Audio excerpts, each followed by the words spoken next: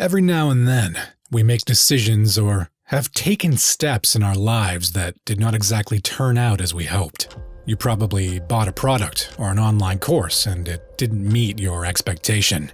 The natural response to any of this would be regret. There are two categories of regrets, broadly speaking. Regrets can be post-decision regrets or anticipated regret. The post-decision regret occurs after taking a decision. For instance, an investment that fails afterward, an electronic that fails to function optimally before it breaks down would easily be classified as a post-decision regret. This is because the decision has already been taken. However, anticipated regret happens even before a decision is taken. For instance, a person may choose not to buy a product because he imagines that something would go wrong with it, or he would eventually find a better option. The question of, what if I find something better than this, constantly runs through the mind of the person who anticipates regret. Of course, this type of regret has a way of paralyzing people as they allow thoughts to run through their minds without taking a decision. There are also a number of factors that could trigger regrets in a person or group of people. Omission bias. This factor considers acts of commission and omission. Consider this example. Two investors had the option of making an investment. Investor A, however, delayed and did not make his investment in XYZ firm. He later found out that his investment would have grown by $1,200 if he had made the investment. Investor B had his investments in XYZ, but moved this investment to a different company. Later on, he found out that he would have grown his portfolio by the same amount of $1,200 if he had just let it be. A survey was carried out to determine who must feel a greater deal of regret, and a lot of answers said that Investor B would feel a greater level of regret. This is possibly so because the investor took an action that turned out bad. On the other hand, Investor A did not take any action, so he feels some regret but doesn't judge himself as a failure. After all, he did not take any action. Generally speaking, a lot of people feel more regret for actions they took that didn't turn out well. For instance, a person may feel bad for making a wrong investment instead of just letting his money lie in the bank safely.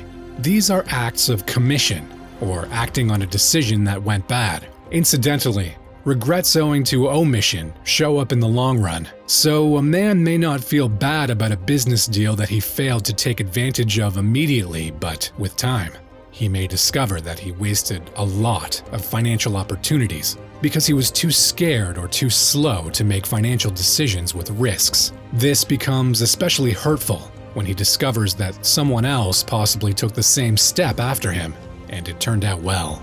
A lot of older people say that they regret their refusal to take certain risky or uncertain decisions in their younger days. They wish for a reversal of time. If there is something to learn from this, it's that almost everything comes with some level of uncertainty. You might as well take your chances and move on with the outcome, whether it's favorable or not. Regrets from near misses. A lot of people feel deep regrets for near misses. What this means is regret from something that almost was, but eventually didn't turn out as expected. If we take this instance of two people missing a flight, for instance, we assume that they were both supposed to catch a flight on a certain day. However, they were both caught up in some traffic and eventually got to the airport after 30 minutes. One of them, Mr. A, is told that his flight took off 30 minutes ago, but Mr. B is told that his flight just left a few minutes ago. As a matter of fact, he sees the airplane gathering momentum as it prepares to take off from the runway. If anyone is asked who would feel a greater level of regret, a significant percentage would say it must be Mr. B. He is bound to have a lot of questions running through his mind like, what if they had taken a certain route? If only the driver had stepped on the gas pedal, and so on. People generally tend to regret missing a goal by inches. This is referred to psychologically as the silver medal syndrome. It's possibly the reason why almost all silver medal winners are never happy. On the other hand, the bronze winner is usually elated, or at least way happier than the silver medal winner. The reason is that such people feel very close to their goals, only to have them snatched away. The bronze winner, on the other hand, is happy because he was on the verge of losing out completely, but didn't end up empty-handed. Regrets from personal responsibility. This is the regret that people feel owing to their personal involvement with something that went wrong. It's always higher than when they were not personally responsible for what went wrong. For instance, if someone got you a shirt and it turned out to be unfit, you might feel disappointed, but you will hardly feel any regret. While there was an unpleasant outcome, you would not feel so terrible about this because it was not your personal decision. You would feel a lot worse if you bought the shirt yourself, as it would be a reflection of your poor buying decision. The place of counterfactual thinking.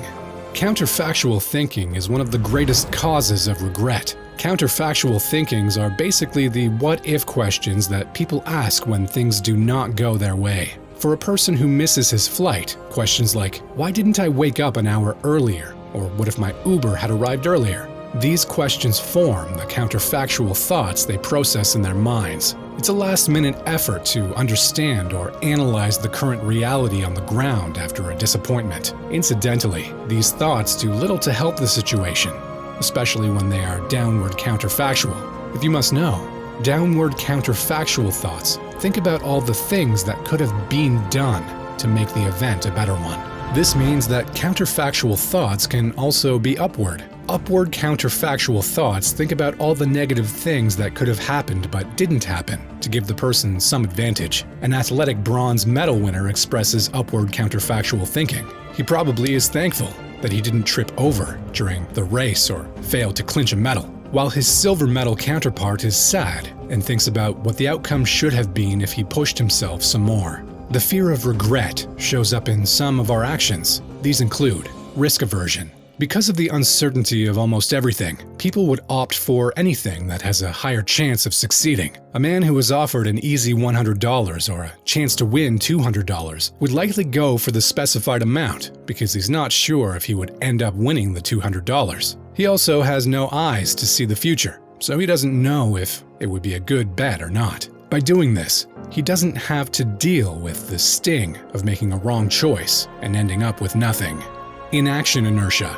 Have you ever seen a discount for a phone, for instance, say for 30%, but you refused to make a purchase even though you wanted a phone? After a while, the discount deal was taken away or reduced to 5%. Although there's still a discount, you are most likely to feel terrible for failing to take advantage of the discount when it was available.